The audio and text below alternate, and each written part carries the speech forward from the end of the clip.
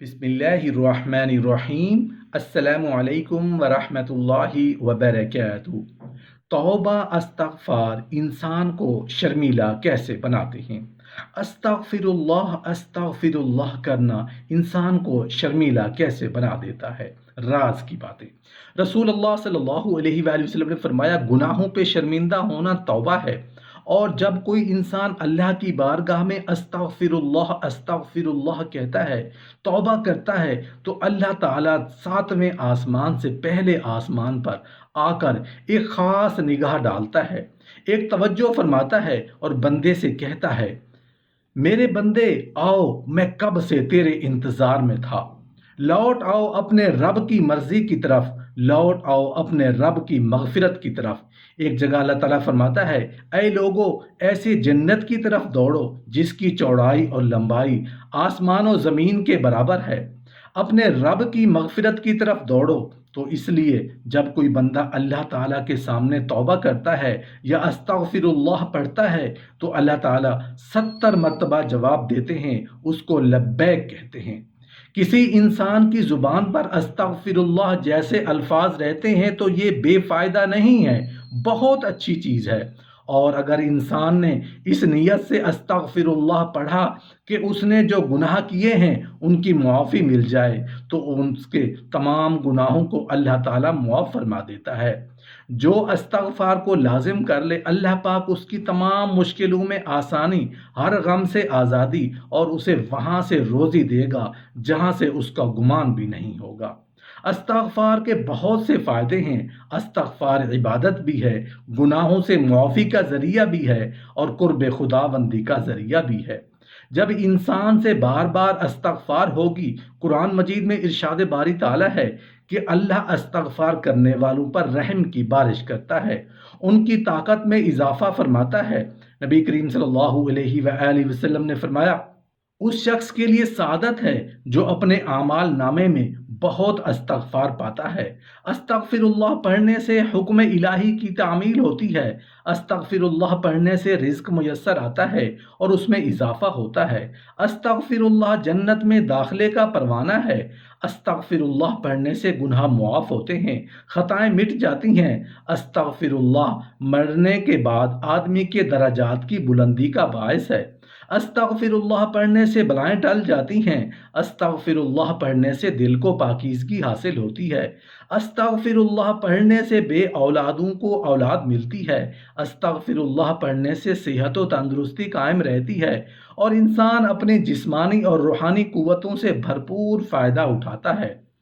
तो इस बेबस आदमी के लिए राह कुशादा है, जिसके लिए ज़मीन तमाम तर वुसअतों के बावजूद तंग पड़ गई है। वो मायूस शख्स जो अपने आप से उकता गया है और वो परेशानी के बायस तंग दिली का शिकार रहता है। अस्तग़फ़िरुल्लाह उसकी मायूसी और परेशानी दूर करके उसे नई ज़िंदगी अता करता है और फ़राख दिली से आशना करता है। जब इंसान अस्तग़फ़िरुल्लाह कहता है, चाहे वो दिल से कहे या ज़ुबान से कहे, होंठ हिलाकर अस्तग़फ़िरुल्लाह कहे या बिन होंठ हिलाए दिल की गहराई से अस्तग़फ़िरुल्लाह कहता रहे, तो रफ्ता रफ्ता कुदरती तौर पर अल्लाह की तरफ से गुनाह करते हुए शर्म आने लगेगी और रहमत खुदावंदी की वुसअत का अंदाज़ा होगा कि मैं कितने गुनाह कर रहा हूँ और वो किस कदर नवाज रहे हैं। और जिसके दिल में हर वक्त अपनी गलतियों का एहसास और गुनाहों पर नदामत हो, उसके दिल में कभी भी किब्र और बड़ाई पैदा नहीं होगी और ना ही तकवा का गरूर पैदा होगा, क्योंकि जितनी इबादत की होंगी उससे ज़्यादा अपने गुनाह याद आएंगे। इस्तग़फ़ार भी एक ऐसा अमल है जिसके लिए कोई वक्त मुकर्रर नहीं और हर वक्त इसकी ज़रूरत है, क्योंकि न जाने कितने गुनाह हमसे जानबूझकर और कितने ही गफलत में सादिर होते रहते हैं।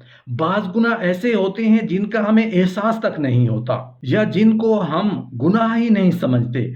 ایسی تمام حالتوں میں جب بھی دھیان ہو جائے تو فوراً دل میں نہایت ندامت کے ساتھ اللہ کی طرف رجوع ہو جائیں اور زبان سے استغفر اللہ کہیں، یا اللہ میں بہت نادم ہوں، مجھے معاف فرما دیجئے اور آئندہ میں اس سے محفوظ رکھیے۔ یہ وہ عمل ہے جس سے بندے پر اللہ تعالیٰ کے بے پایاں اور کامل رحمتوں کے دروازے کھل جاتے ہیں۔ اس سے قلبی ندامت کے ساتھ ساتھ احساس عقیدت پیدا ہوتا ہے، ایمان کی حفاظت ہوتی ہے اور دولت تقوی نصیب ہوتی ہے۔ ایسے شخص سے جان بوجھ کر گناہ سرزد نہیں ہوتے یا بہت کم ہو جاتے ہیں، اور ایسے شخص سے مخلوق خدا کو اذیت نہیں پہنچتی۔ اللہ جل شانہ نے محض اپنے فضل و کرم سے اپنے خطا کار بندوں کو دنیا کی فلاح اور آخرت کی نجات حاصل کرنے کے لیے توبہ و استغفار کا وسیلہ عطا فرما کر بہت عظیم احسان فرمایا ہے۔ بزرگوں نے فرمایا ہے کہ اپنی گزشتہ عمر کے تمام گناہ صغیرہ ہوں یا کبیرہ جس قدر بھی یاد آئیں ان کا دھیان کر کے اللہ تعالیٰ سے 2-4 مرتبہ خوب جی بھر کے نہایت ندامت اور زاری کے ساتھ توبہ و استغفار کر لیں، بس اس قدر کافی ہے۔ انشاءاللہ تعالی سب گناہ معاف ہو جائیں گے۔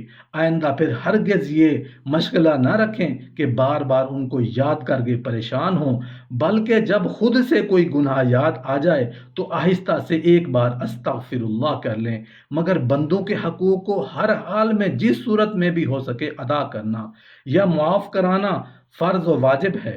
محترم ناظرین، ایک حدیث ہے جس کا مفہوم کچھ اس طرح ہے کہ رسول اللہ صلی اللہ علیہ وآلہ وسلم نے ارشاد فرمایا، بنی آدم میں سے ہر ایک سے خطا ہوتی ہے، مگر خطا کرنے والوں میں سے سب سے بہتر اور افضل وہ ہوتا ہے جو نادم اور شرمندہ ہو کر توبہ کر لیتا ہے۔ حضرت انس رضی اللہ عنہ سے مروی ہے کہ رسول اللہ صلی اللہ علیہ وآلہ وسلم نے ارشاد فرمایا کہ بنی آدم میں سے ہر ایک گناہوں کا ارتکاب کر لیتا ہے، اور گناہ کرنے والوں میں سب سے افضل اور بہتر لوگ وہ ہیں جو توبہ کرتے ہیں۔ اور ایک دوسری حدیث شریف میں ہے، رسول اللہ صلی اللہ علیہ وآلہ وسلم کا ارشاد ہے کہ اللہ کے یہاں گناہوں سے توبہ کرنے والوں کا حال ایسا ہے جیسا کہ انہوں نے کبھی گناہ کیا ہی نہیں۔ بالفرض اگر گناہ کرتے کرتے اس کا نام جہنمیوں کی فہرست میں درج ہو چکا ہے تو توبہ کے ذریعے سے وہاں سے اس کا نام کٹوا دیا جاتا ہے اور اہل جنت کی فہرست میں اس کا نام درج کر دیا جاتا ہے۔ ان میں ماجہ شریف میں ایک حدیث ہے، اس کے الفاظ کے مذکور ہیں کہ حضرت ابو عبیدہ اپنے والد حضرت عبداللہ بن مسعود رضی اللہ عنہ سے نقل کرتے ہیں کہ رسول اللہ صلی اللہ علیہ وآلہ وسلم نے ارشاد فرمایا کہ گناہوں سے توبہ کرنے والا ایسا ہے کہ اس نے کبھی گناہ ہی نہیں کیا۔ سیدنا عبداللہ بن عمر رضی اللہ عنہ سے روایت ہے کہ میں نے رسول اللہ صلی اللہ علیہ وآلہ وسلم سے سنا کہ آپ فرماتے ہیں، بنی اسرائیل میں کفل نامی ایک شخص تھا جو دن رات برائی میں پھنسا رہتا تھا، اپنی خواہشات نفس کا غلام تھا۔ اس نے ایک ضرورت مند عورت کو 60 دینار دے کر زنا کاری کے لیے آمادہ کیا۔ جب وہ تنہائی میں برے کام کے لیے تیار ہو گیا تو وہ عورت بے اختیار رونا شروع ہو گئی، چہرے کا رنگ فک ہو گیا۔ کفل نے حیرانی سے پوچھا کہ اس وقت یہ ڈرنا اور رونا کیسا ہے؟ اس پاک باز اور شریف و نفس لڑکی نے روتے ہوئے کہا، مجھے اللہ تعالیٰ نے حرام قرار دیا ہے، میں بھی اپنی ضرورت سے مجبور ہو کر اس برے کام کے لیے تیار ہو گئی۔ اب اللہ کا خوف مجھے بے چین کیے دیتا ہے۔ ہائے آج 2 گھڑی کا لطف مستقل جان کا روگ بن جائے گا۔ اے کفل، اللہ کے لیے اس بدکاری سے باز آ جا اور اپنی اور میری جان پر رحم کر، آخر اللہ کو بھی حساب دینا ہے۔ اس لڑکی کی ایسی پرتاثیر اور سچی باتوں نے کفل پر گہرا اثر ڈالا، اپنے برے ارادے پر نادم اور شرمندہ ہوا، عذاب الہی کے خوف اور شکلیں اور اس کی نظروں کے سامنے گھومنے لگیں، اپنی سیاہ کاریاں یاد کر کے رونے لگا، قبر کے سانپ بچھو اس کی نظروں کے سامنے پھرنے لگے، اپنے دل میں سوچنے لگا کہ مجھے تو اللہ کے عذاب سے بہت زیادہ ڈرنا چاہیے، اس عورت نے ابھی گناہ کیا ہی نہیں اور یہ اس طرح جہنم کے خوف سے کانپ رہی ہے، جبکہ مجھے تو ساری عمر ہی ایسے برے کاموں سے بھری ہوئی ہے۔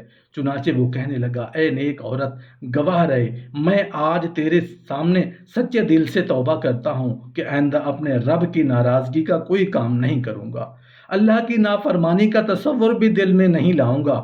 میں نے وہ رقم بھی اللہ کے واسطے دی۔ اس کے بعد اللہ کے حضور توبہ استغفار کی۔